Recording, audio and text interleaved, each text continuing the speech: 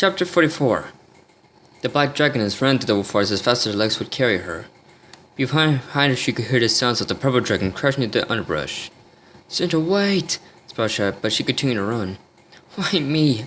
Cinder gasped as tears streamed from her face. I'm trying to help Spyro and things only get harder with each step I take. Cinder! Spyro called. Her sin had surprised him and he was suddenly filled with energy he didn't think he had. The possibility of his black dragoness being so close to him was enough to spark a new fire deep in his heart. He gritted his teeth when Cinder refused to slow down. No, I won't lose it this time, he growled to himself. He tapped into his time control power. He bounded fast until he spotted Cinder through the trees. He didn't notice the drops of water that flowed through the air that were her tears. His power subsided and he targeted to the ground. Cinder gave a feral hiss and rolled over, striking Spyro in the face with a bladed elbow. Spyro groaned in pain as the blade raked across his cheek. Cinder kicked him against a tree, stunning him for a brief moment. Cinder was about to make a break for it, but when she saw a purple dragon struggle to his feet and look at her with his eyes, pleading not to go, she lost her chance. Don't go, Spyro called as he shook his head. I'm sorry. Cinder choked back a sob. I can't stay. She turned to leave, but Spyro pounced on her again. The two rolled over each other in a ball of claws. Wings selected, so Spyro was able to get the upper hand and pin her down on her back. The two had broken free of the trees and had come to a stop in the middle of an open field.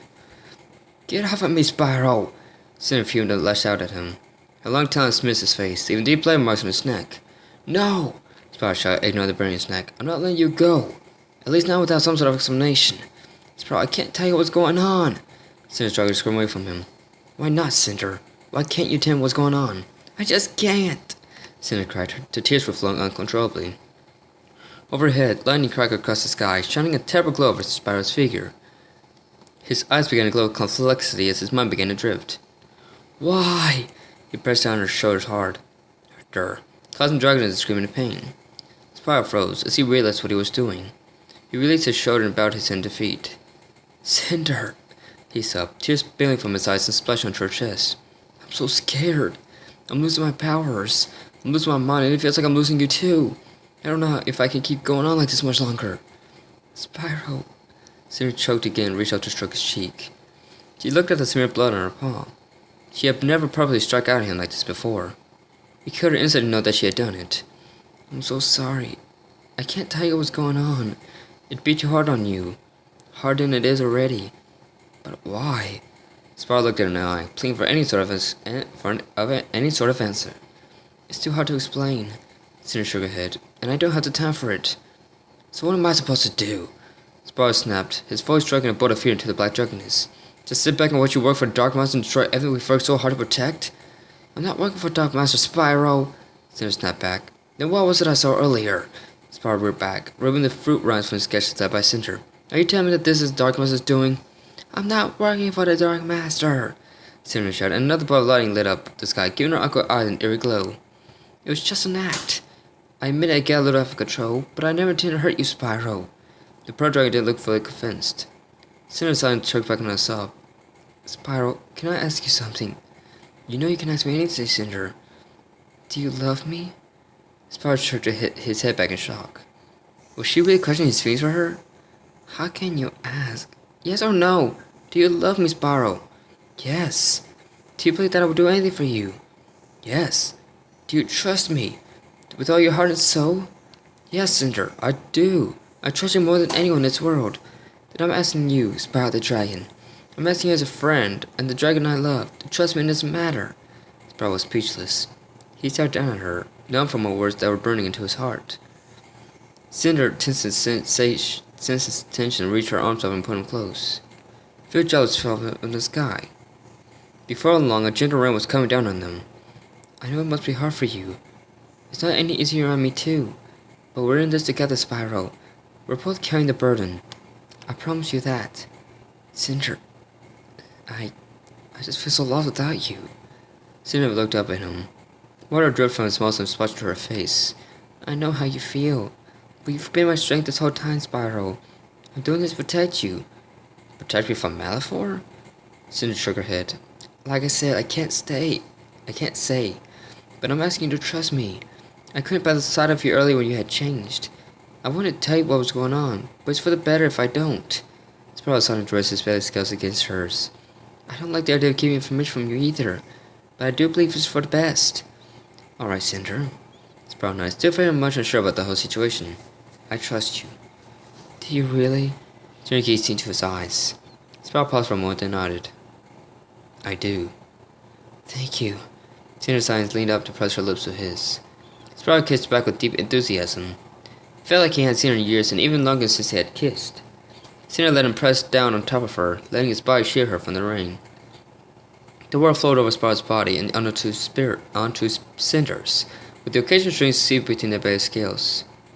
I love you, Spyro, Cinder whispered in her mind. I love you too, I love you, Cinder, Spyro whispered simultaneously. As they entered clearing, Stella watched with a smile on her face. She had followed Spyro to Cinder and was close to stepping in between the two when the fight became too heated. But the gentle splash of raindrops on her scales soothed her as she watched them embrace under the open sky. The lightning dragon his battery head slightly and ducked back into the forest without a sound. Cinder stirred as the sun hit her in the eyes. She groaned to herself as she woke from her slumber. The sun was always waking her when she didn't want to be awoken. She curled into a tighter ball and realized that she had just bumped against Spyro's side. She cracked one eye to see the purple dragon had a wing draped over her as a cover from the rain during the night. The black dragoness yawned loudly and stretched herself out. Spyro jerked slightly and opened his eyes. Cinder smiled at him and licked his cheek softly, as to not aggravate the cuss anymore. Good morning, she whispered lovingly. Good morning, Spyro yawned. It felt like he hadn't said that in ages. He watched as Cinder got up and stretched out her legs and wings, giving them a good shake. When Spyro got to his feet, he shook all the accumulated rain off of him, sending a shower of liquid diamonds sailing through the air. Cinder squirted as she was doused in the water, and both dragons laughed. It felt so good. Spyro flicked his tail over the tips of the grass, and Cinder on the Spyro fought to center. The black dragon sat on at the hip and bounded away. Spyro took off after her. The two dragons chased after each other, sending splashes of morning dew at each other in the early morning sunlight. At last, Spyro tackled Cinder, and they fell to the ground in a fit of laughter. I love you, Cinder panted, her chest heaving beneath Spyro's. I love you too, he huffled back. The two looked out across the hills of the mountains in the distance. Cinder sighed and pushed off on underneath Spyro. Where are you going? He asked. Someone heard that the bone was broken. I have to go, Cinder said sadly. Go?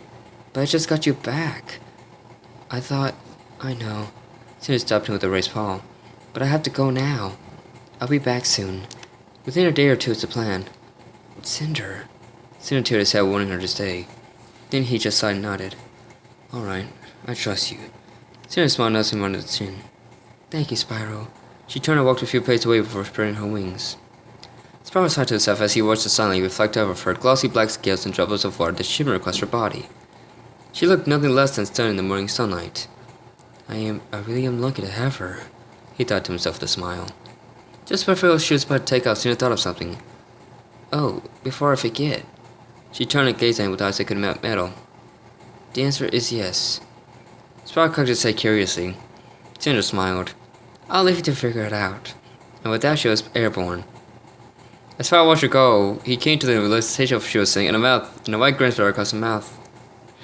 She says yes. He was glum from the inside out. He reared up his hind legs as his golden arms spread across the forest. Before she disappeared for a few, Cinder heard a triumphant roar echo across the morning sky. She whispered as the cold tears escaped from her eyes. I love you.